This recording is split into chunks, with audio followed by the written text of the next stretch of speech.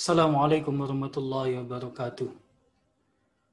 Pada topik kali ini, saya akan menjelaskan tentang bagaimana kita membangun sebuah visi, agar visi kita itu benar-benar bisa menjadi inspiring dan diikuti oleh anggota organisasi.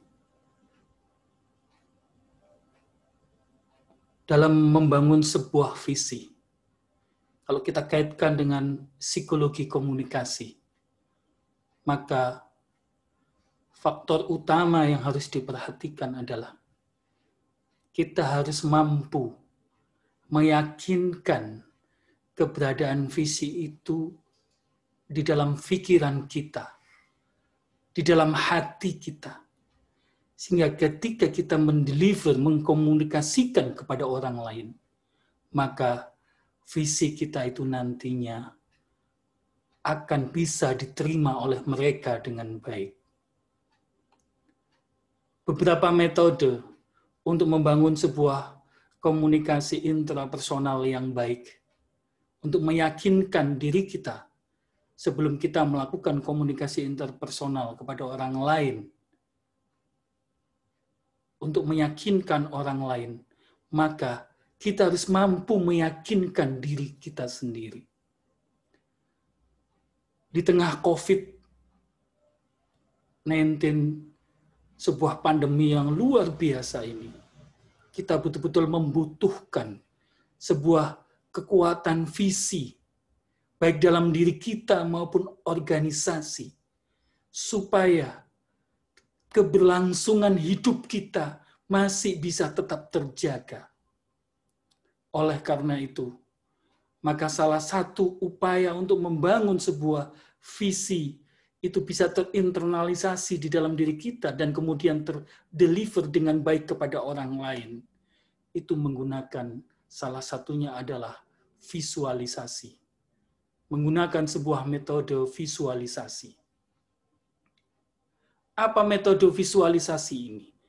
Inilah yang akan saya jelaskan kepada teman-teman sekalian.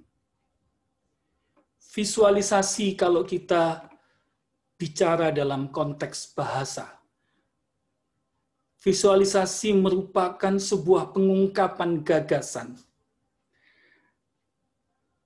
atau perasaan dengan melakukan sebuah rekayasa dalam pembuatan gambar, diagram, ataupun animasi, sehingga penampilan suatu informasi itu bisa mudah dipahami oleh pikiran kita, oleh pikiran orang lain.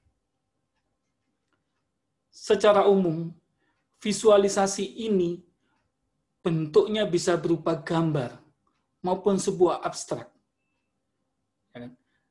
Namun, pada kenyataannya bahwa visualisasi ini telah dikenal sejak awal dari peradaban manusia, di mana kita tahu bahwa para nabi, kemudian para pemuka agama pada saat itu menggunakan metode-metode ini untuk meyakinkan orang lain akan keberadaan Tuhan, untuk meyakinkan orang lain akan pentingnya sebuah kebaikan, pentingnya sebuah berbagi kepada orang lain. Dalam kaitannya dengan visi, maka metode visualisasi ini kita akan kaitkan dengan pemetaan pikiran, di mana metode ini sudah diperkenalkan oleh Tony Buzan pada tahun 1974. Dia adalah seorang ahli pengembangan potensi manusia dari Inggris. Tony Buzan berpikir, kenapa komputer perlu manual pemakaian ribuan lembar untuk dapat beroperasi? Tetapi kenapa manusia sebagai makhluk berpikir bisa jauh lebih hebat? Tanpa manual, manusia bisa melakukan rekayasa dan tindakan yang dahsyat. Misalnya mengubah dunia. Mengubah impian orang lain. Mengubah impian dirinya. Di mana ini menunjukkan, kata Tony Buzan, bahwa mengeksplorasi daya pikir manusia dengan merekayasa model pengembangan potensi manusia. Inilah yang kemudian kita kenal sebagai pemetaan pikiran. Untuk itu ada beberapa kaitannya dengan metode visualisasi dan pemetaan pikiran ini. Jika kita gabungkan, maka ada beberapa metode tahapan yang bisa kita gunakan untuk membangun sebuah visi yang kemudian kita visualisasikan, sehingga kita bisa menggerakkan orang lain untuk mengikuti visi kita. Sehingga kita bisa membangunkan orang lain dari tidurnya, bahkan membangunkan dunia ya, melalui metode visualisasi ini. Ada beberapa cara dalam menggunakan metode visualisasi ini untuk menggapai harapan dan impian kita. Metode yang pertama adalah marilah kita menjernihkan pikiran kita dengan melakukan sebuah kontemplasi, dengan memasukkan sebuah aura positif, dengan mengingat Tuhan dan meyakini akan rahmat dan kasih sayang Tuhan. Hal ini sebagaimana yang telah difirmankan oleh Allah di dalam Quran surat Yusuf ayat 87. Hai anak-anakku, pergilah kamu, maka carilah berita tentang Yusuf dan saudaranya, dan jangan kamu berputus asa dari rahmat Allah. Sesungguhnya tiada berputus asa dari rahmat Allah, melainkan kaum yang kafir. Sejak awal Tuhan telah meyakinkan kepada kita bahwa rahmatku sangat luas. Rahmatku akan mendatangimu jika engkau tidak ingkar. Salah satu yang membuat kita ingkar adalah kadang-kadang kesombongan kita. Ketika kita menghadapi sebuah masalah, kita melupakan Tuhan. Padahal Tuhan selalu hadir di kita. Dengan melupakan Tuhan, dengan ingkar Tuhan, dengan semakin jauh dari Tuhan, itulah yang membuat pikiran kita menjadi negatif. Kita berprasangka negatif terhadap kehidupan kita. Kita berprasangka negatif pada orang lain. Kita berprasangka negatif pada keluarga kita. Inilah yang akhirnya membuat kita putus asa. Dan putus asa inilah yang membuat hidup kita menjadi berantakan. Allah juga menegaskan di dalam firman-Nya bahwa berdoalah kepadaku, niscaya akan kuperkenankan bagimu. Dalam Quran surat Ghafir ayat 60. Jadi marilah kita bangun aura positif di dalam pikiran kita. Dengan meyakini bahwa rahmat Allah akan selalu hadir di dalam kehidupan kita. Dengan meyakini ketika kita berdoa kepada Tuhan, Tuhan akan mengabulkan doa-doa kita. Aura positif ini akan membantu kita untuk masuk pada fase di mana visualisasi benar-benar akan membangkitkan sebuah gairah, sebuah passion yang akan menggerakkan seluruh psikomotorik di dalam saraf-saraf kita, akan menggerakkan langkah kaki kita, menggerakkan pikiran kita, menggerakkan cara pandang kita, menggerakkan tangan kita untuk menggapai seluruh impian dan cita-cita kita, bahkan untuk menggerakkan tubuh kita untuk menyembuhkan segala sakit, sakit fisik, sakit hati, sakit mental yang ada di dalam diri kita. Maka dari itu, tahap pertama di dalam menggunakan metode visualisasi ini adalah dengan menjernihkan pikiran kita melalui metode kontemplasi, dengan memasukkan Tuhan, bahwa Tuhan selalu bersama kita, bahwa Tuhan merahmati kita, bahwa Tuhan menyayangi kita. Kemudian tahap yang kedua, jika kita menginginkan bahwa impian kita itu bisa tercapai, setelah kita mampu membangun sebuah aura positif di dalam pikiran kita, dengan menggerakkan bahwa Allah akan membantu, Tuhan akan membantu dengan tangannya, Tuhan akan membantu dengan segala kekuasaannya, maka kita harus membangun impian kita pada tahap yang kedua dengan penuh ambisi yang positif. Kita harus membangun dengan penuh passion. Kita harus membangun dengan penuh keyakinan diri yang kuat. Karena Allah sendiri berfirman di dalam sebuah hadis kursi, aku menuruti prasangka hamba terhadapku. Jika ia berprasangka baik terhadapku, maka baginya kebaikan. Maka janganlah berprasangka terhadap Allah kecuali kebaikan. Dalam membangun impian, kita harus berprasangka baik. Kita harus hilangkan rasa was-was bahwa kita tidak mampu menggapai impian kita. Tidak mampu menggapai cita-cita kita. Yakinlah bahwa Allah akan hadir. Yang penting kita berusaha. Dan ini masuk pada tahap yang ketiga. Bahwa setelah kita mampu membangun sebuah impian dengan penuh ambisi yang positif, dan passion dan penuh keyakinan diri, maka langkah yang ketiga adalah kita harus membangun sebuah ikhtiar. Ikhtiar untuk mengupaya mengejar impian kita. Menurut Thomas Aquinas, manusia menuntun dirinya sendiri. Dia berkemauan dan berkehendak mengikuti akal pikiran yang dikaruniakan oleh Tuhan. Itulah yang membedakan antara manusia dengan makhluk yang lainnya. Dia diberikan oleh kebebasan oleh Tuhan untuk mengikuti akal pikirannya. Dia diberikan berkemauan dan berkehendak untuk mengikuti akal pikiran yang dikaruniakan oleh Tuhan. Ini yang tidak diberikan kepada makhluk lainnya. Sehingga ketika kita berikhtiar, ikhtiar ini berasal dari kata bahasa Arab, yang artinya dari kata kerja, yang artinya adalah memilih yang baik. Berarti berikhtiar adalah usaha yang dilakukan dengan segala daya upaya dan kemampuan untuk mencapai hasil yang terbaik. Apabila telah ditunaikan sholat, kata Allah, maka bertebarlah kamu di muka bumi dan carilah karunia Allah. Dangitlah Allah banyak-banyak supaya kamu beruntung. Dalam Quran surat Al-Jumu'ah ayat 10. Ini menunjukkan bahwa ketika kita punya impian, kemudian kita bangun melalui metode visualisasi. Dengan pertama kita menjernihkan pikiran dengan kontemplasi dan memasukkan aura positif dalam kehidupan kita. Kemudian kita yakini bahwa rahmat Allah dan kasih sayang Allah akan selalu ada di kita. Dan kita yakini bahwa ketika kita berdoa kepada Tuhan, bahwa Tuhan akan memperkenankan doa kita. Yang kedua, kita kemudian membangun impian dengan penuh ambisi yang positif, passion dan keyakinan diri. Dengan cara adalah kita selalu berprasangka positif.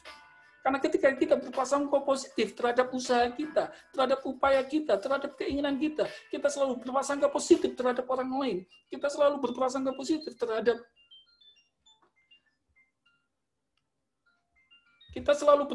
positif terhadap keluarga kita, maka itu akan membangun semuanya dengan baik. Kemudian setelah kita melakukan ikhtiar, maka tahap yang keempat kita adalah membangun sebuah peta jalan. Dengan cara kita membangun sebuah rekayasa gambar dan pikiran menuju harapan dan impian kita. Cara yang terpenting adalah ketika kita membangun sebuah peta jalan ini adalah, yang pertama, kita harus melihat cara bagaimana orang lain melakukan impian, bagaimana cara orang lain dia menggerakkan dirinya, dia berusaha untuk mencapai kesuksesannya. Ya kan? Dengan kita melihat cara orang lain gitu, paling tidak kita membangun sebuah role model. Kita ada role model, sehingga itu lebih membangun sebuah keyakinan yang lebih kuat. Ya kan? Ternyata ada orang lain yang bisa mencapai itu. Dan cara orang lain adalah melakukan dengan cara ini. Kemudian kita metaframingkan terhadap kehidupan kita. Apa kira-kira karakteristik dari orang yang sukses terhadap impiannya yang sama dengan impian kita itu, yang ada pada dirinya dan ada pada diri kita. Dan apa yang belum ada pada diri kita. Kemudian kita bangun itu di diri kita. Sehingga kemudian ketika kita bangun itu di diri kita, maka kita bisa menggapai membuat peta jalan yang lebih konkret, lebih real di dalam pikiran kita. Kemudian yang kedua adalah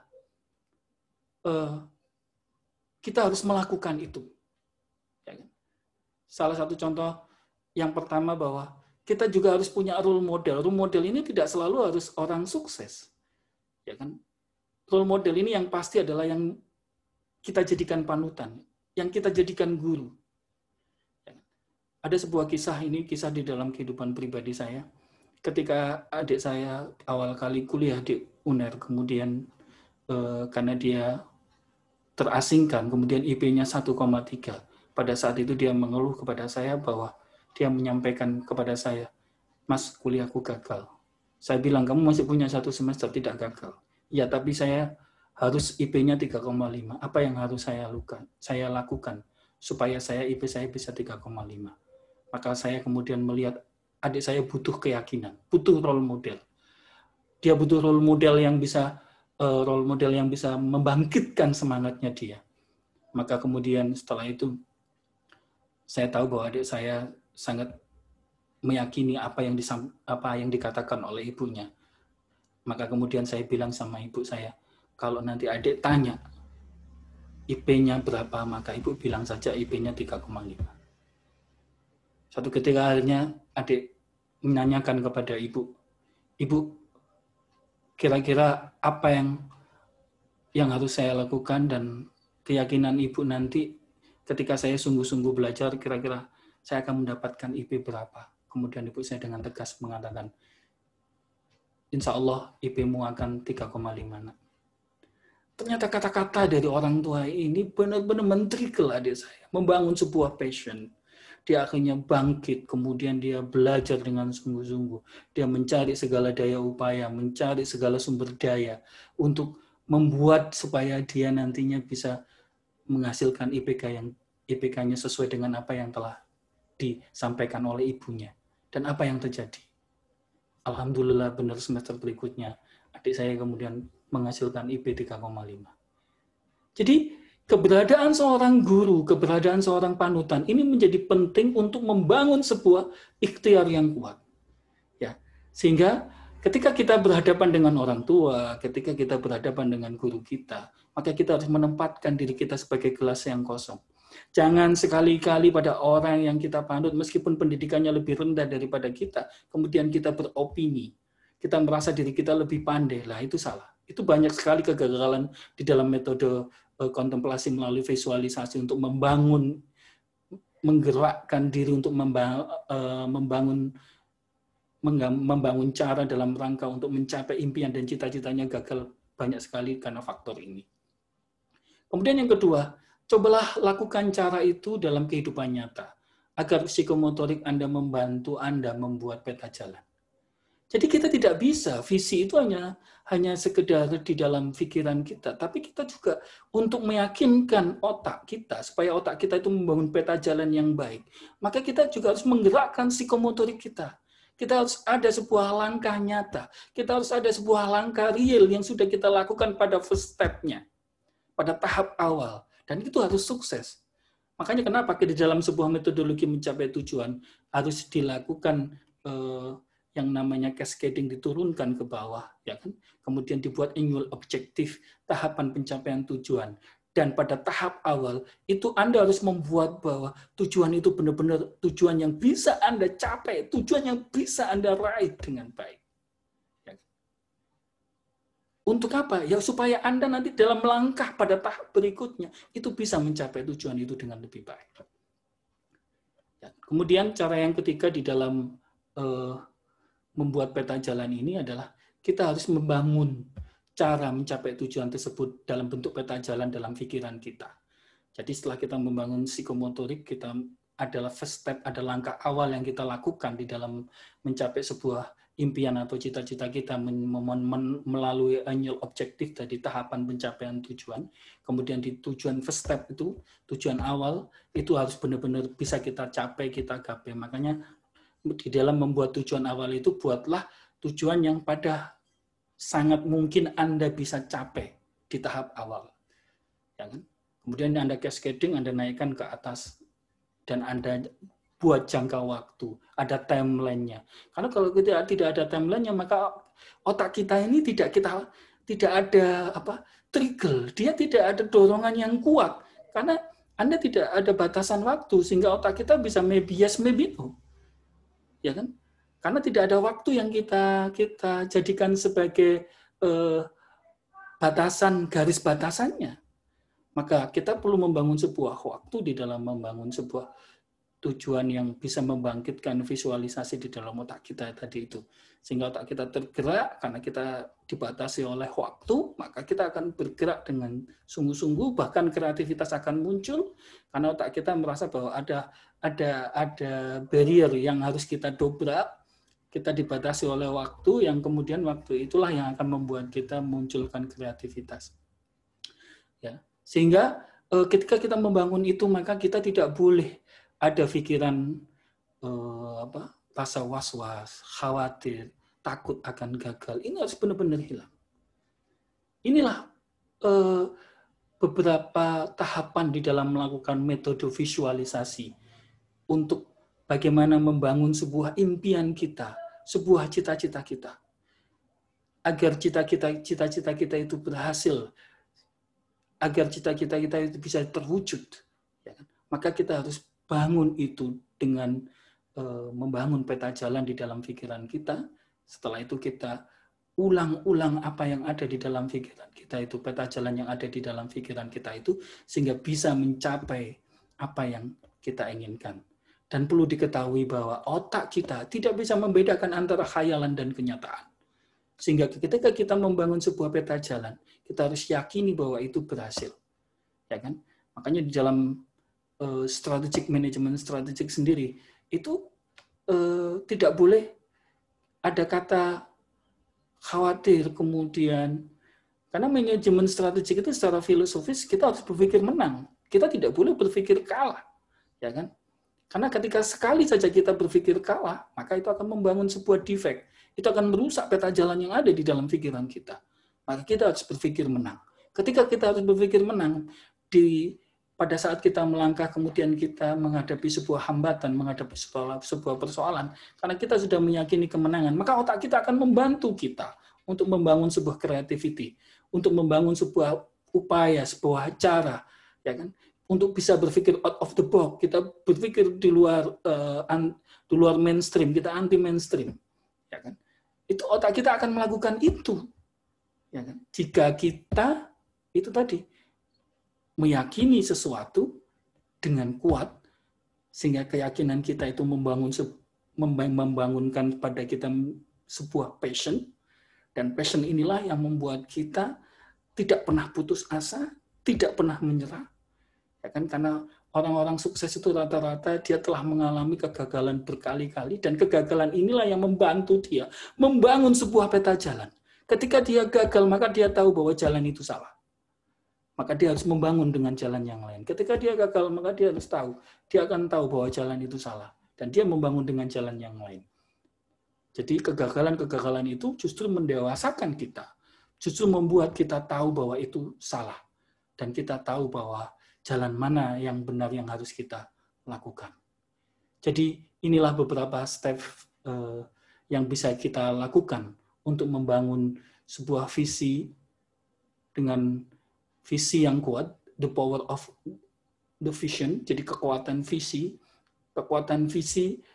yang bisa membangkitkan diri kita, kemudian kita deliver kepada orang lain, dan orang lain akhirnya mengikuti visi kita, sehingga kita bisa menggerakkan orang lain dan diri kita untuk menggapai impian dan tujuan kita. Jadi visi itu akan bisa efektif jika kita seringkali melakukan metode visualisasi, yaitu dengan cara membangun sebuah peta jalan di dalam pikiran kita, membangun sebuah framework yang seakan-akan itu nyata, ya kan? Jadi kalau ketika peta jalan itu belum bisa membangun sebuah kenyataan di dalam pikiran kita, maka itu berarti belum sukses. Jadi cara melihat bahwa sejauh mana peta jalan di dalam pikiran kita itu benar-benar nyata adalah seakan-akan kita sudah merasakan apa yang sudah kita impikan, itu sudah benar-benar kita rasakan rasanya. Ya, ini salah satu contoh ya, sebuah case. Ada seorang mahasiswa ya, yang kemudian dia punya impian ingin mendapatkan uang 1 miliar. Padahal dia pada saat itu hanya punya uang 100.000. Maka yang dia lakukan pada step awal, pada langkah awal adalah dia datang ke bank, dia buka tabungan, dan kemudian tabungan itu dinominalnya kan cuma 100.000. Dia kemudian tambahin nolnya sampai 1 miliar dengan tulisan tangannya dia. Tujuannya untuk apa? Ketika pagi dia buka, ketika mau tidur dia buka, ketika bangun tidur dia buka, ketika dia beraktivitas dia buka. Akhirnya yang ada di otaknya adalah bagaimana supaya bisa dapat uang 1 miliar. Apa yang harus saya lakukan? Karena visinya dibangun dengan membangun sebuah visualisasi. Jadi otaknya akhirnya kan menyerap seluruh informasi. Ya kan? Ketika kita menyerap sebuah informasi untuk bisa menggerakkan saraf-saraf psikomotorik kita sehingga langkah kita, aktivitas kita sesuai dengan apa yang menjadi keinginan kita, menjadi visi kita, maka kita juga harus memperhatikan kita ini karakter pribadinya karakter apa? Apakah kita karakter auditory, dalam menerima informasi atau kita karakter visual. Kalau kita karakter auditori, maka kita harus banyak-banyak membaca dan banyak-banyak mendengar. Tapi ketika kita karakternya visual, maka kita harus banyak-banyak melihat dan banyak-banyak bergaul dengan orang-orang yang sukses. Dan menghindari orang-orang yang membuat kita patah arang, orang-orang yang mengkerdilkan kita, ya kan? Orang-orang yang memarginalkan kita, kita hindari itu. Kalau kita metode visual. Maka dari itu, itulah yang harus dibangun, dibangkitkan untuk membangun sebuah visi dan mewujudkan visi kita itu menjadi kenyataan. Semoga apa yang saya sampaikan ini berguna dan saya akhiri sampai di sini. Terima kasih. Assalamualaikum warahmatullahi wabarakatuh.